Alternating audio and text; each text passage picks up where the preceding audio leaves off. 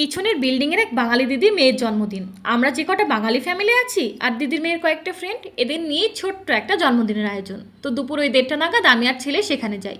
Cake কাটার আয়োজন শেষ হয়, দিদি আমায় বলে বাচ্চাদের একটু খেতে দেওয়ার জন্য। কিচেনে গিয়ে হাতটা ধুতেই দিদি বলে, আর বলিস না, বৃহস্পতিবারটা আমরা নিরামিষ খাই, আর আজকে মেয়ের জন্মদিনটা পড়লো।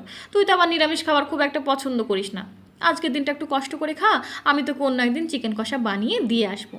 এমন কেন ভাবছো দিদি? অন্য কারোর হাতে রান্না করা খাবার আমার সবসময়ই ভীষণ প্রিয়, তা নিরামিষ হোক বা আমিষ। গল্পে গল্পে বাচ্চাদের খেতে দিতে শুরু করি, একটার পর একটা শেষ করে হাত পরে মিষ্টির ট্রেতে। দেখতে এতটাই লোভনীয় লাগছে, বাচ্চাদের দেওয়া তো দূরের কথা, আমি হাঁ করে মিষ্টিগুলোর দিকে তাকিয়ে আছি। দিদি বলে, কী রে দে, বাচ্চারা উঠে পড়লো যে। তা দিদি, এই মিষ্টি তুমি কোথায় পেলে? আমি কি একটা খেতে পারি? হ্যাঁ রে, যত পারবি খা, এ তো ক্ষীরের মিষ্টি, আমি ঘরেই বানিয়েছি। খেতে দেওয়া বন্ধ করে আমি তো মিষ্টির ট্রে থেকে টপার টপ মিষ্টি তুলে গপাক গপ মুখে।